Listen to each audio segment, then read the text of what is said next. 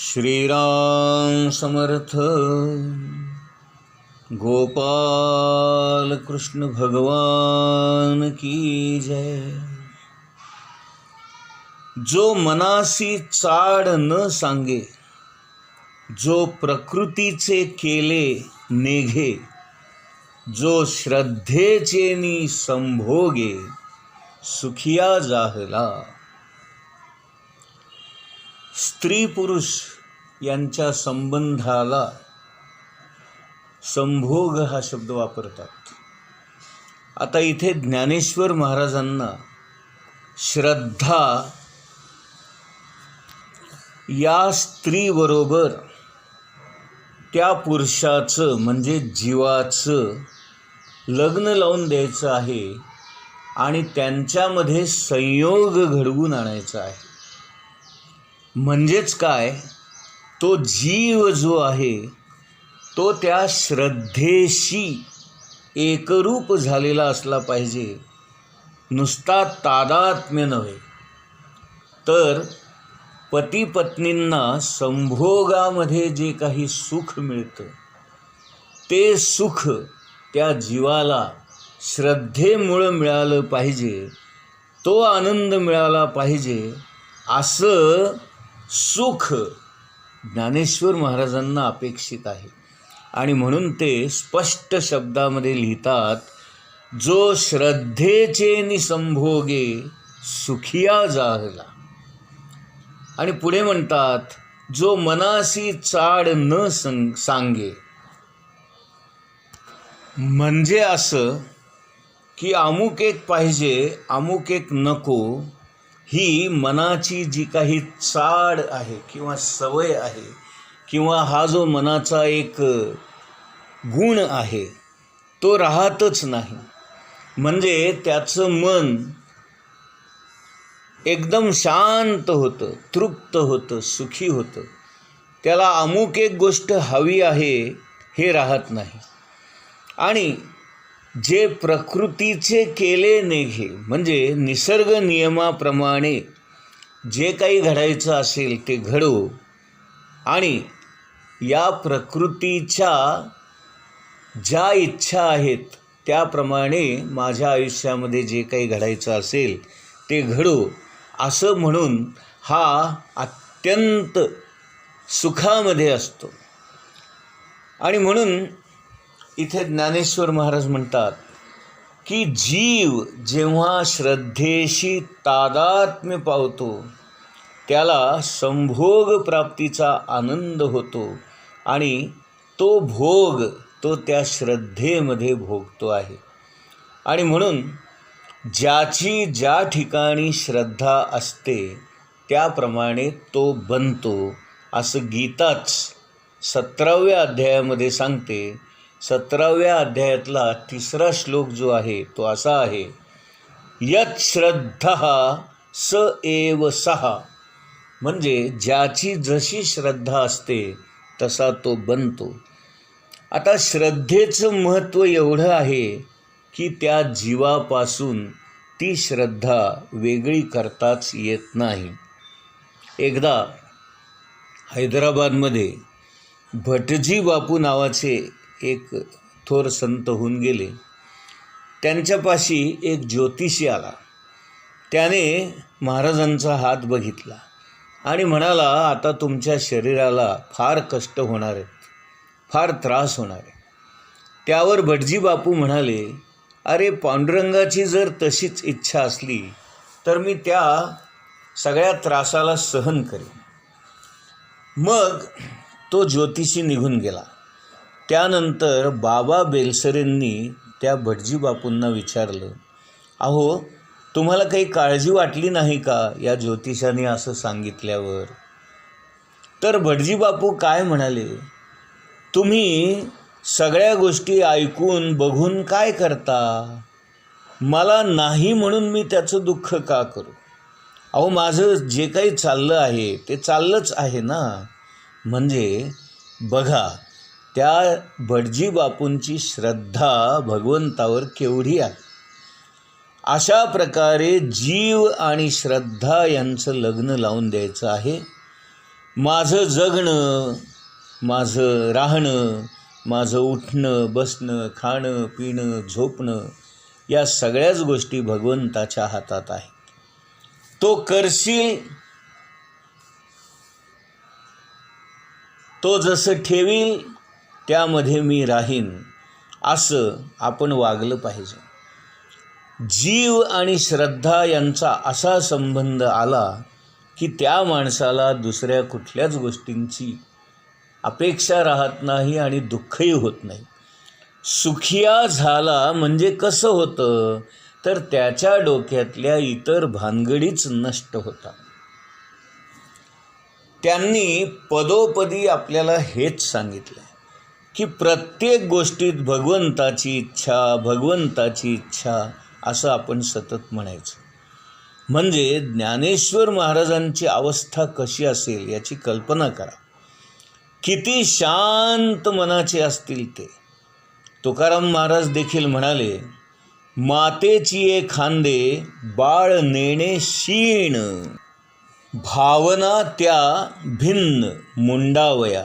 म्हणजे मातेच्या खांद्यावर जे बाळ असतं ते ज्याप्रमाणे निश्चिंत असतं, त्याला कुठल्याही प्रकारचा शीण नसतो, त्रास नसतो, काळजी नसते, चिंता नसते आणि इतर भावनांचं जणू काही त्याने मुंडण करून टाकलेलं असतं. म्हणजे इतर सगळ्याच भावना त्या बाळाच्या मनातून नाहीशा झालेल्या असतात आणि फक्त एकच भावना त्याची तीव्र असते की माझी आई आहे, माझी आई आहे आणि ती माझं सगळं सर्वस्व आहे. अगदी त्या लहान बाळाप्रमाणे आपलीसुद्धा भगवंतावर श्रद्धा असली पाहिजे, निष्ठा असली पाहिजे. आपण देखील असं म्हणावं की गुरु माऊली माझ्या पाठीशी आहे, सद्गुरुनाथ माझे आई, मजला ठाव द्यावा पायी, असं आपण नेहमी म्हणतोच ना. मग ठाव द्यावा पायी कशाला? हे गुरु, तुम्ही मला आपल्या खांद्यावरच घ्या असं का म्हणू नये? म्हणजे सांगण्याचा हेतू एवढाच आहे की जो असा सुरक्षित भावनेमध्ये सतत गर्क असतो, मग्न असतो, त्याला इतर गोष्टींची काळजीच वाटत नाही. कारण काही जरी झालं तरी माझ्या गुरूंच्या खांद्यावर मी बसलेलो आहे, ते माझी काळजी वाहत आहेत असं त्याला सारखं वाटतं. आणि मग तुका म्हणे नको पुसू वेळोवेळा, उपदेश वेगळा उरला नाही. म्हणजे मी आता श्रद्धेच्या इतका अधीन झालो आहे की मला आता वेगळं काही करण्याची गरजच नाही. माझी माझ्या गुरूंवर, माझ्या भगवंतावर इतकी श्रद्धा आहे की त्या श्रद्धेमुळे मी अगदी निश्चिंत झालेलो आहे. आणि म्हणून जो अशा प्रकारे श्रद्धेच्या अधीन होतो त्याला मनाची चाड राहतच नाही आणि प्रकृती किंवा निसर्ग त्याच्या त्याच्या नियमाप्रमाणे जे जे काही घडवेल त्या सगळ्याच गोष्टी याला मान्य असतात. त्याचा कोणत्याच गोष्टींचा परिणाम याच्यावर होत नाही. ओवी क्रमांक 189. तया तेची गिवसित, ते ज्ञान पावे निश्चित, जया माझी अचुंबित शांती असे. असा जो कोणी माणूस असतो त्याला शोधत शोधत ज्ञान येतं. का? तर ज्ञानाला देखील असा अधिकारी पुरुष हवा असतो, असा सक्षम माणूस हवा असतो की जिथे त्याला सुखाने राहता येईल. त्या ज्ञानाबरोबर शांती देखील येते. आणि म्हणून आपल्याला जर खऱ्या अर्थाने शांती मिळवायची असेल, समाधान सुख मिळवायचं असेल तर आपल्याला भगवंताचं ज्ञान प्राप्त करून घेणं आवश्यक आहे. ज्याप्रमाणे एखादं लहान मूल असतं ते कसं आनंदात असतं, त्याला कुठलीही परिस्थिती जरी आली तरी त्याचे चटके बसत नाहीत, त्याला कधी उपास तापास घडत नाहीत. कारण त्याची आई त्याची सगळ्याच बाबतीत काळजी घेत असते खबरदारी घेत असते. ते लहान मूल ज्याप्रमाणे आनंदात असतं तशा आनंदात मोठेपणी देखील आपल्याला राहता आलं पाहिजे. आणि त्याला जो आपल्या आईविषयी आधार वाटत असतो तसा आधार आपल्याला आपल्या गुरूंबद्दल, भगवंताबद्दल वाटला पाहिजे. आनंदी मनुष्य पाहिला म्हणजे आपल्याला जसं बरं वाटतं त्याप्रमाणे आपण देखील आनंदी राहिलो तर इतरांनाही बरं वाटेल. आपल्यावर जर समजा कधी फजिती व्हायचा प्रसंग आला किंवा कधी अपमानाचा प्रसंग आला तर आपण देखील स्वतःवरच हसावं किंवा स्वतःचा कसा अपमान झाला याचा आनंद लुटावा. म्हणजे मग आपल्या मनाची शांती बिघडत नाही. कुठलाही प्रसंग आला, कुठलीही परिस्थिती आली, कोणताही माणूस आपल्या समोर आला तरी आपल्या मनाची शांती बिघडू देऊ नये. लहान सहान गोष्टीमुळे आपल्या मनाची शांती बिघडू देऊ नये. अहो, घरामध्ये सगळ्या गोष्टी आपल्या मनासारख्या कशा होणार?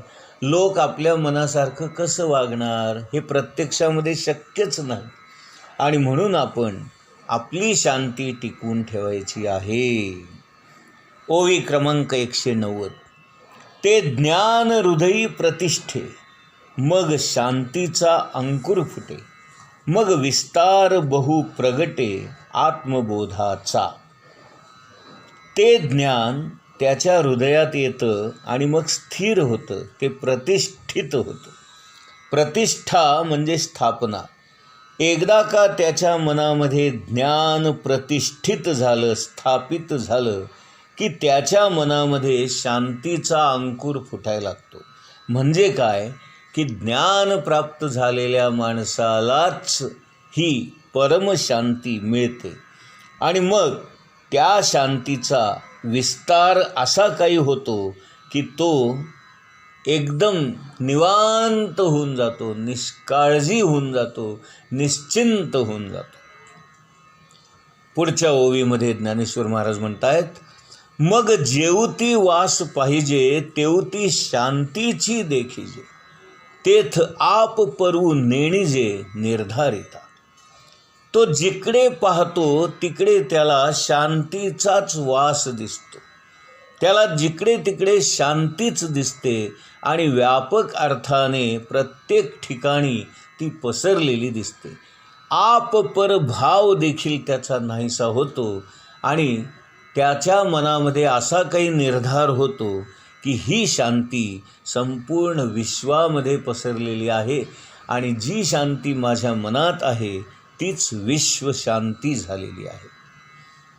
ऐसा हा उत्तरोत्तरू ज्ञान बीजाचा विस्तारू, सांगता असे अपारू परी असो आता. हे जे काही ज्ञानबीज त्याच्या ठिकाणी स्थिर होतं ते स्थापित होऊन उत्तरोत्तर वाढत जातं. याचं वर्णन किती करावं तितकं कमीच आहे. आता हे सगळं राहू द्या असं ज्ञानेश्वर महाराज म्हणतात. अहो, किती सांगणार मी ज्ञानाबद्दल आणि शांतीबद्दल. कितीही जरी बोललं, कितीही त्याचा विस्तार केला, त्याच्याबद्दल कितीही जरी सांगितलं तरी ते अपार आहे. त्याच्याबद्दल आपल्याला सांगता येणार नाही, त्याचा विस्तार करता येणार नाही. अहो, आपण करून करून किती करणार? आणि म्हणून ज्ञानेश्वर महाराज म्हणतात, परी असो आता. आता हे राहू द्या. आता आपण या अध्यायातला गीतेमधला 40वा श्लोक बघूया. अज्ञश्च अश्रद्धानश्च संशयात्मा विनश्यति, नायं लोको अस्ति न परो न सुखं संशयात्मनः. अज्ञश्च अश्रद्धानश्च संशयात्मा विनश्यति, नायं लोको अस्ति न परो न सुखं संशयात्मनः. अज्ञश्च अश्रद्धानश्च संशयात्मा विनश्यति।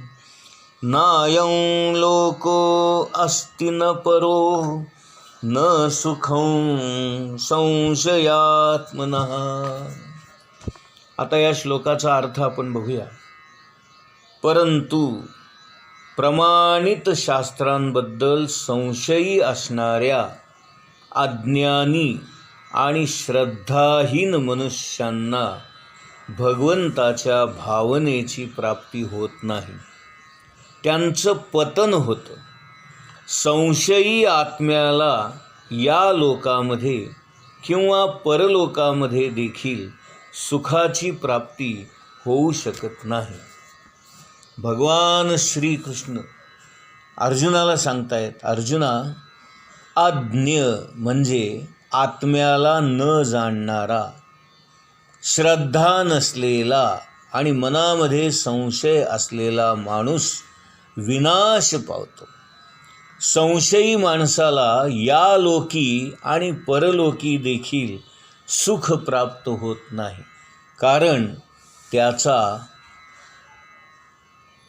कायम मनामध्ये संशय भरलेला असतो आणि म्हणून असा माणूस निश्चितपणे विनाश पावतो. गोपाल कृष्ण भगवान की जय.